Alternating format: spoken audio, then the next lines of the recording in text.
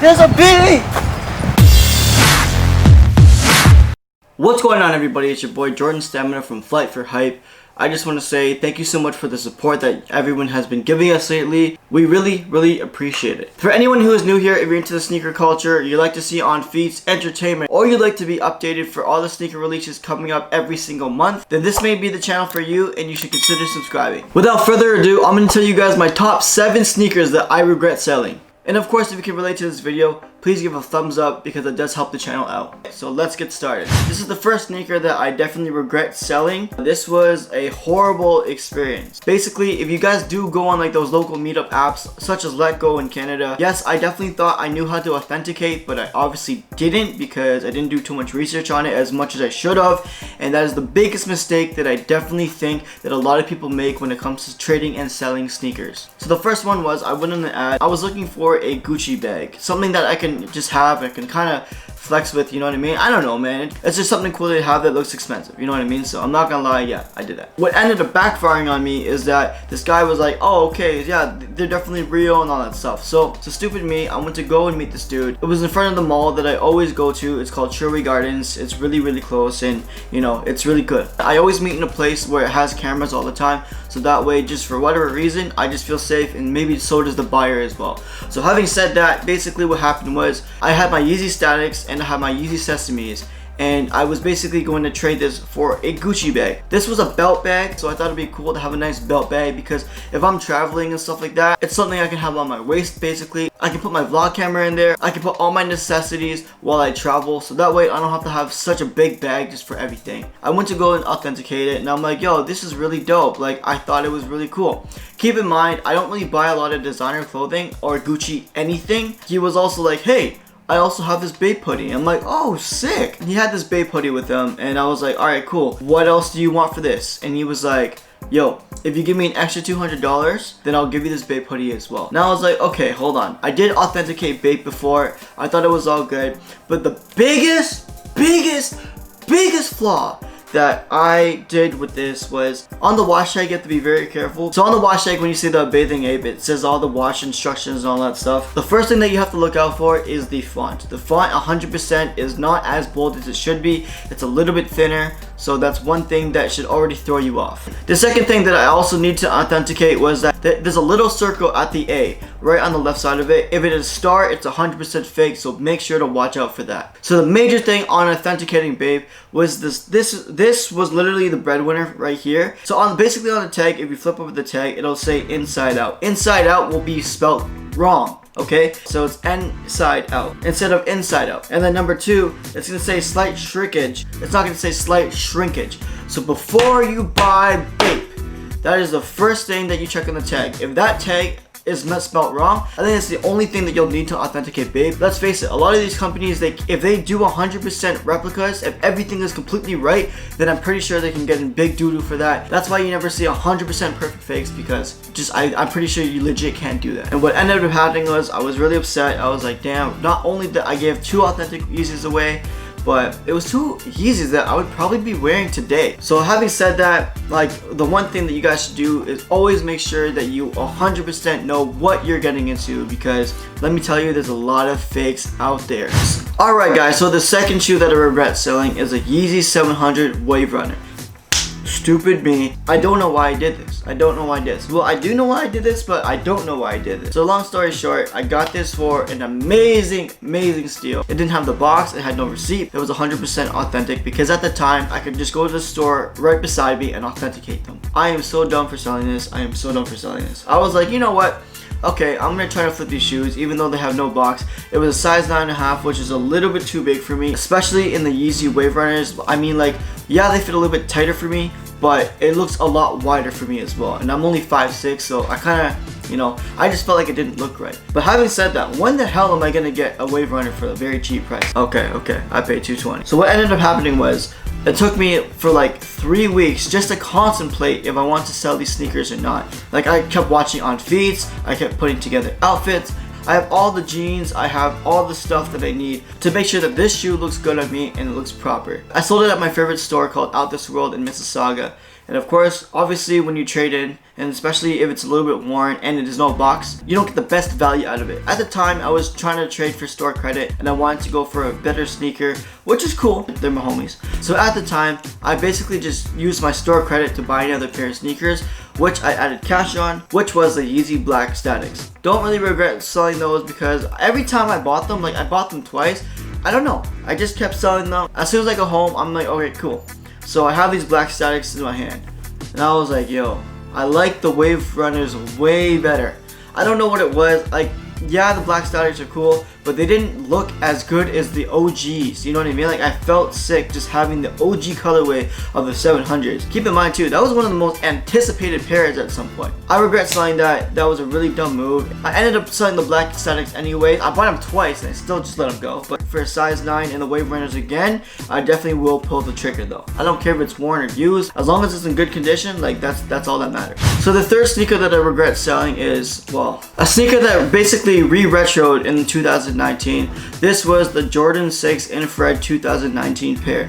This was such a sick pair. Every time I buy one of my Grail sneakers, I ended up selling it for some stupid reason. At the time, I was just trying to do sneaker YouTube for real, and obviously I stopped for a little bit, and I was like, you know what, alright, I'm just gonna go sell these pair of shoes so I can go and get another pair. I just regret selling the Infrared so much because it's one of those shoes where I saw everyone wearing, and I was like, the more that I know that I sold it, the more that it killed me. Then obviously the resale value went up a little bit, and I'm like, damn, these shoes are already expensive enough at the time. And I was like, okay, yo, what am I doing? So basically what happened was, every time I tried to go buy that sneaker again, people would be selling it for $350 to $400. I just regret selling it like crazy because it was one of my favorite pairs of shoes of all time. Like, the shoe wasn't like completely hyped. Like, yeah, a lot of people like the shoe, but like, it's not like one of the hypest shoes in the world, but it is a shoe that is really sought after in a Jordan 6, and it's just a really nice colorway. The materials are great. The way that you can just make that sneaker look good in so many outfits is just like, now this is a big one. So this was another trade with 2 pairs. Yes, that's right, 2 pairs. This guy was cool at first. I'm like, yo, alright, like, I'm gonna trust this guy because I see all the pictures. And at the time, Jordan 1 UNCs were really hard to authenticate. Like, I know Nike's quality control wasn't the greatest on these pairs, but like, honestly, there were some really good fakes out there and I couldn't tell at all. So what ended up happening was, I basically was waiting for this guy for like a whole hour. It was a local train station in Toronto. I've never really been here before and it was sort of sketchy, but I was like, alright, well, I want my shoes, so let's do it. So I was on the phone with them. I was having a conversation with him. It was pretty decent. So basically he found me and I was like, alright, cool,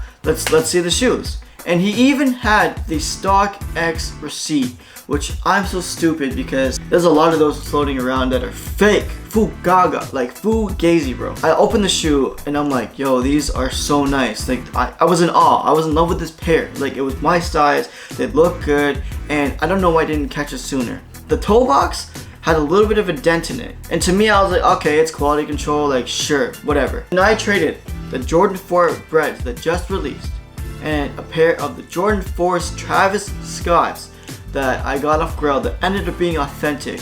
I paid really low for. And of course you guessed it, the UNCs were fake, man. They were fake.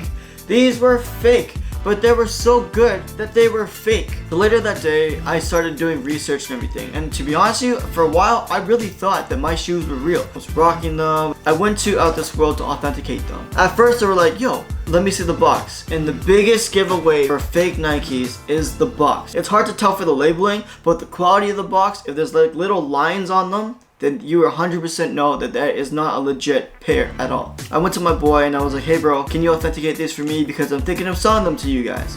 He was like, first of all, I know this receipt. I know this family. These are fake. I'm like, what? He's like, off the bat, I can tell by the box. I can tell that the quality is not there. The toe box is off. The writing is off. He was like, overall, it's a pretty shit fake. And I'm like, oh man. So I basically had to stand there in big fat regret because knowing that my Jordan 4 Travis Scotts and my Bread 4s were to someone else who basically got a legit pair.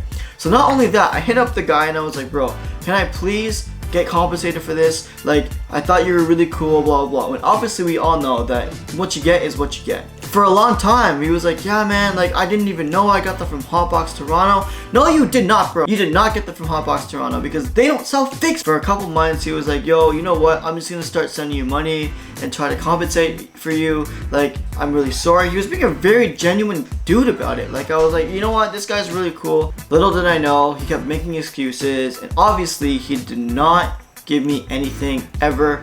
And I was like, you know what? Screw this. I'm obviously not getting my money back. I am not gonna waste my breath. But if you're watching this, dude, shame on you, bro. Seriously, man, like, you know exactly who you are. And the last, final decision that I stupidly made, that I regret selling, was the Off-White Volts. Yeah, at the time, I bought them for $600. These are my favorite Air Force Ones of all time. I just love the colorway. I love how loud they were. Like, it was just such a great shoe. And not to mention, because of the foam padding, they were so comfortable compared to the other Air Force Ones. I don't know, just the construction of the shoe, the nice black swoosh, like everything about it was just so dope. And as soon as I sold it, literally a year later, they skyrocketed up like crazy. Now you can see them to like $1,500 to $1,700 in value. That's nuts. That is so crazy. I went to the store at the time. I'm like, all right, cool. You know what? I'm just gonna let these go because I don't know why. I wanted Yeezys so bad. I don't even have the Yeezys anymore. I sold the Yeezys. So like now I'm stuck not having the Volts, and now if I gotta pay for resale, I have to pay a crazy butt-hurting resale. I guess what I'm trying to say is, the moral of the video is, if you're trying to buy something and you don't 100% know if you want to keep it or not, sure, if you're gonna be paying these resale prices, you gotta make sure that you actually want the shoe.